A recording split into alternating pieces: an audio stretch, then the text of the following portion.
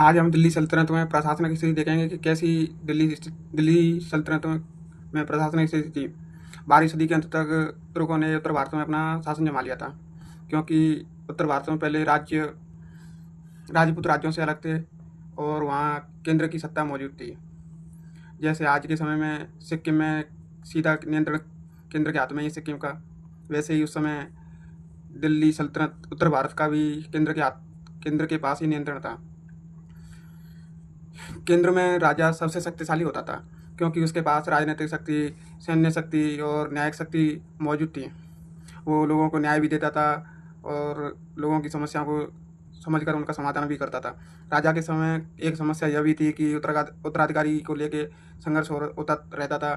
कभी राजा का बेटा उत्तराधिकारी बनने के लिए संघर्ष करता, कभी जिसके पास सेना अधिक है वो सत्ता के लिए लड़ता रहता, कभी कोई योग्य व्यक्ति जो प्रशासनिक कार्य में निपुण है, प्रशासनिक कार्य पूरा जानता है, वो इसके लिए लड़ता रहता था। राजा प्रशासन का काम पूरा नहीं करता था, इसके लिए उसने कई विभाग बनवाए थे, जिसमें वो राजा अकेला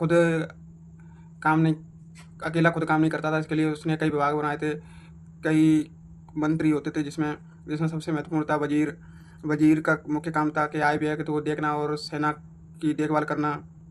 जैसे आज के समय में पीएम और रेवेन्यू ऑफिसर मतलब वित्त मंत्री कार्य देखते हैं, वैसे ही उस समय वजीर का कार्य था।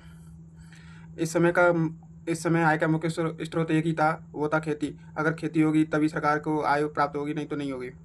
खेती होगी तो किसान उस खेती के फसल के आधार पर सरकार को कर देंगे, उससे सरकार को आय प्राप्त होगी और उस आय से सरकार अपने सैनिकों को वेतन देगी।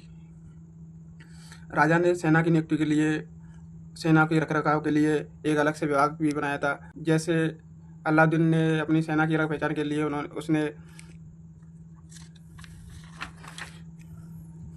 सैनिकों की सूची बनवाई और घोड़ों पर निशान लगवा दिए थे। वैसे ही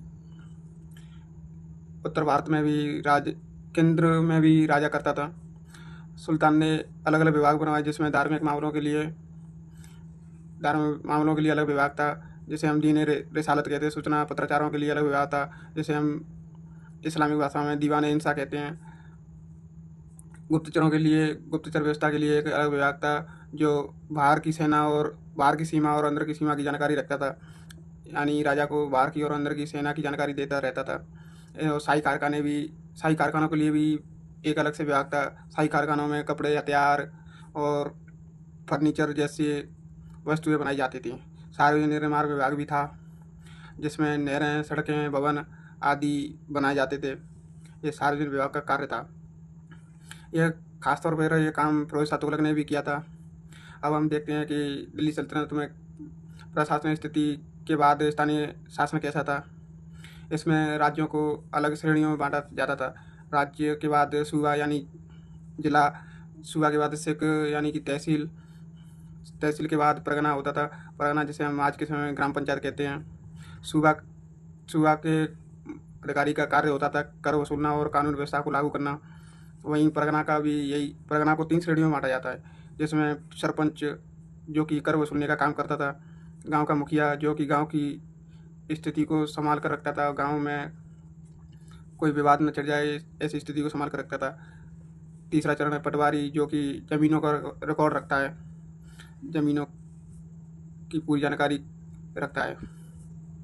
इस समय गांव काफ़ी स्वतंत्र थे, लेकिन अलाउद्दीन के समय में टैक्स बढ़ाने से किसानों के बीच एक असंतोष की भावना शुरू हो गई थी। फिर आगे चलकर इनके बीच विद्रोह भी हुए थे।